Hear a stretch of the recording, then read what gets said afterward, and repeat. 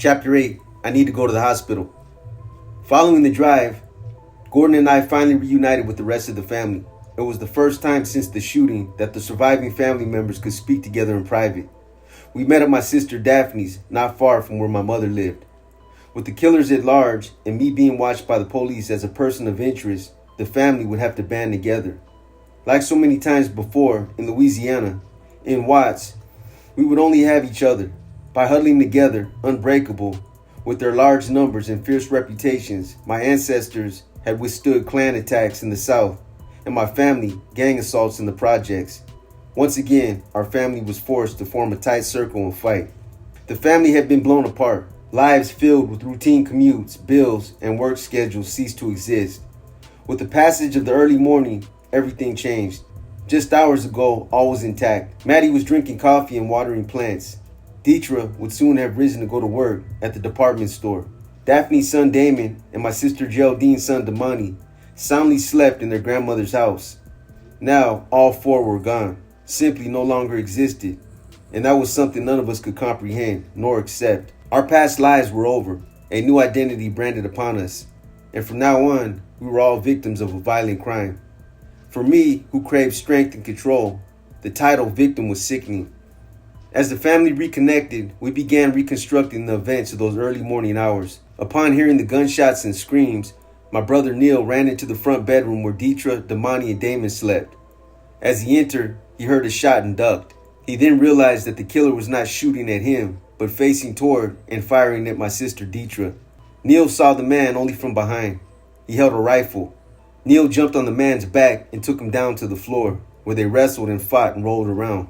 As Neil knocked the man to the floor, the rifle was jarred loose. The man then got to his knees, retrieved the rifle, stood up, and used the weapon to hit Neil in the face. After struggling with the intruder, Neil heard more shots. Neil described the shooter as a well-built black man. He said he was sweating and clammy. Following the struggle, Neil ran out the back door of the house. The man followed him out. Neil hid behind some apartments located directly behind my mother's home. From his hiding place, he could see the back door and did not know if any other individuals ever fled the house. At some later point, Neil returned to the house and found my nephew Ivan still alive. Neil then called me and the police. Shortly after his call, the police arrived. Neil was taken to the station and questioned. After Neil gave his account, Ivan told us how he was awakened by gunshots. He saw Neil run toward the hallway. Ivan then took cover in the closet. As Ivan hid, he glimpsed a black man holding a gun with a long barrel in the hallway. Ivan said he heard a lot of wrestling.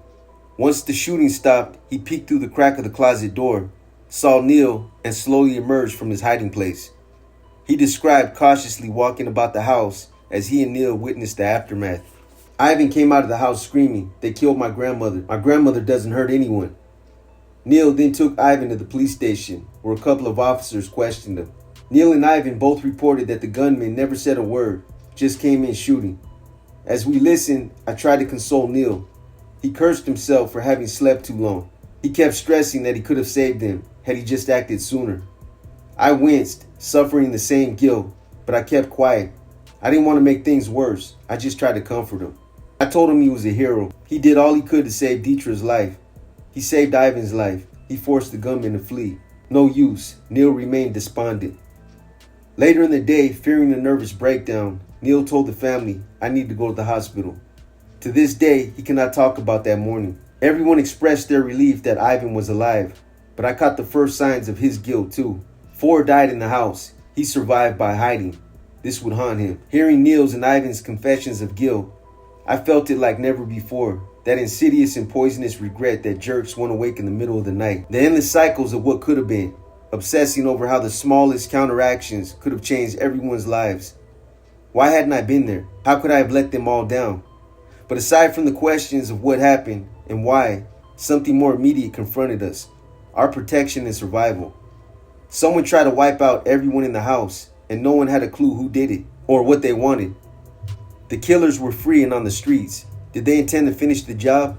For protection and support, the family stayed together at Daphne's. My sister Joan and I bought guns. We all wondered, did the killers know where we were? Did they know where Daphne lived? Were we being watched or followed? That night, the men stayed in a den downstairs with the women and children upstairs. Joan insisted on standing sentry by the front door. No one was going to kill any more children, she vowed. No one was to stand in front of the windows. It made you a target for a drive-by shooting. No one slept. Dark thoughts and wailings haunted the night. Some half expected the departed to return. To walk through the door and explain the whole thing was just a tragic mistake. Over and over, the bereaved swore that this in fact happened. They saw Maddie. She just kept walking around the corner, standing there, but then disappearing when they spoke or tried to engage her. Same with Deetra, Damani, and Damon. They were there. They could feel it. Late into the night, sleep teased us, but was always broken by horror, visions, shrieks of disbelief. "It's not fair. It's not fair," a female voice screamed into the night. After all Maddie had done for us, after all she had endured, it could not be. She was not gone. Parents shouldn't outlive children. Nothing more unjust than death out of order. Nothing ripped at me like the sound of my sisters crying out in despair. Again, "It's not fair," echoed through the house, followed by shrieks. "Why, Lord, why?" The sounds of traffic, footsteps, voices from the street all sent waves of alarm through the house. Everyone replayed Ivan's description, the sound of screams, gunshots, and shattered glass. The family was catatonic. No one went to work in the morning. No one wanted to leave the house. No one wished to be left alone. One day after the shooting, the police had no suspects and were at a loss as to a motive. But they caught their first break. 2 eyewitnesses came forward.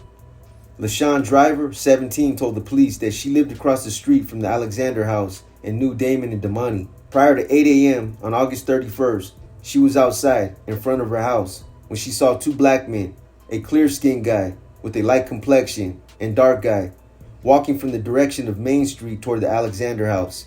The dark guy's hair was in a little natural, while the clear guy's hair was braided. The dark guy was about 5'7" to 5'9" and muscular, wearing a dark blue shirt and dark blue pants. The clear guy had a light complexion and a medium build, and wore a red and tan horizontal shirt and light tan pants. Driver then went inside her house. Within 5 minutes after entering the house, she heard shooting. She then went to her front porch to look out. She said several shots were fired. Then there was a pause, followed by more shooting. During the time of the pause, she saw the dark guy appear from the rear of the Alexander house and then walk down the driveway along the west side of the home. He did not appear to be carrying anything in his hands. Then after the second series of shots, she saw the clear guy come running down the same driveway carrying a rifle. Both men headed east toward Main Street. Venus Webb, who also lived across the street from the Alexanders, heard many shots and then looked out her living room window. After the shots stopped, she saw a black male with clear bright skin and tan or beige clothing walking a little fast toward Main Street. She saw him get into a van, which then pulled away very fast before turning right on the main. Dr. William Sherry, a deputy medical examiner for Los Angeles County, conducted the autopsies of the bodies of Ebora Alexander, Deetra Alexander, Damani Garner, and Damon Bonner. For all 4 of the deceased, the cause of death was gunshot wounds to the head. Peggy Federillo, a latent fingerprint expert for the Los Angeles Police Department's Scientific Identification Division, compared the fingerprints collected from the Alexander house with those of its residents. She found that many of the 21 prints collected from the scene matched the prints taken of Neil, Ivan, and the 4 deceased. However, several prints categorized as identifiable, containing sufficient detail of loops, whorls, and ridges to make a match, did not come from any of the family members whose prints were rolled. In a house trafficked by many people, this did not suggest the remaining prints belonged to the killers. But if the prints matched to anyone without legitimate access to the house, this would provide strong circumstantial evidence of guilt. The full palm print lifted from the storage trunk in the front bedroom did not match to any family member. From the evidence before them, the crime scene investigation, the autopsy, the victims' interviews, and the eyewitnesses, RHD detectives reconstructed the crime. In the early morning, the killers approached the Alexander house. One is carrying a rifle, which he conceals in a light blue jacket. As they reach the front porch and prepare to enter the house, with his back to the street and no longer concerned with detection, the man removes the weapon and drops the jacket to the ground, to the left of the front door. The windows are not barred, the front door is open, and the screen door is unlocked. Miss Alexander is not living in fear. She expects no intruders. The killers enter. They hear motion in the rear of the house. The shooter walks through the living room between the couch and the coffee table. Then into the dining room, he walks past the table, through the doorway into the kitchen. Now he turns to his left. Ebora Alexander stares in shock. He aims, fires, and fires again. 2 shots hit her in the head, blowing away the top and the side of her skull. The third shot goes through the neck. After leaving her body, the bullets continue their flight, ripping the curtains, boring through the windows and walls. The killer is a good shot with good hand-eye coordination. This is not his first time. He will have a criminal record, perhaps some kind of specialized weapon training. The 3 shots hit in rapid succession. The position of her injuries and the bullet trajectories prove that all 3 wounds are struck before the body hits the floor. Leaving the kitchen, the killer returns to the front of the house. The time it takes him to walk the hallway explains the break in the shooting described by the victims. The darker-skinned individual likely leaves the home at this point through the rear door, as he was seen leaving by the eyewitnesses walking down the driveway from the back of the house prior to the second volley of shots. The shooter now enters the front bedroom. Deetra Alexander, awakened by the shots, sits up in her bed. She screams. 3 more direct hits, 2 to the head, 1 to the chest. 1 shot each to the heads of the 2 sleeping children, Damon and Damani. Again, the killer is coldly efficient. The bullet trajectory evidence proving that a standing shooter pointed the weapon downward, firing at the prone victims. At this point, Neil Alexander rushed the gunman from behind and jumped on his back. Neil is strong and athletic.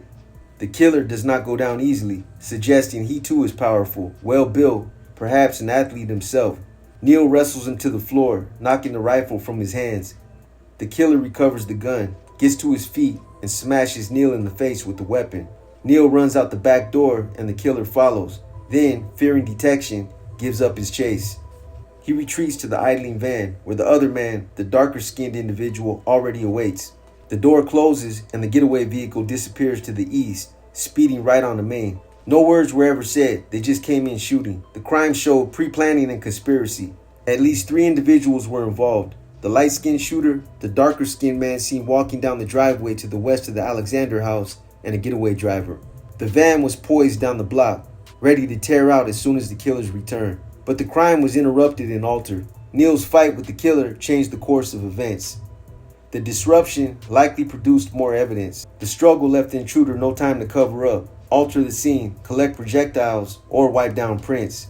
A basic rule of investigation, known as the Locard's exchange principle, named after forensic pioneer Edmund Locard, holds that anyone who enters a scene will leave something behind and take something with them. The perpetrator could leave behind anything from hair and fibers to fingerprints or clothing. They could take with them anything from stolen goods to the victim's blood. By cutting the crime short and forcing greater contact with the scene as the 2 men wrestled on the floor, Neil's battle eliminated the chance for cover-up while increasing the opportunity for exchange. Neil's acts may also have caused the killer to abandon caution as he fled from the house with the rifle unconcealed for all on the street to see. More important, had Neil not fought the shooter, all 6 inhabitants would likely be dead. The intruders entered with intent to kill all within. But what was the motive? The detectives were perplexed. There was no sign that the killers conducted any search for valuables. In fact, the living room and dining room appeared untouched, left in the same order that family members reported their mother ensured. Everything neat, starched linens, a set table. No drawers were opened, nothing overturned. With no sign of ransacking, financial gain did not appear a motivating factor. Further, the known facts did not suggest a crime implicating the victims in their demise.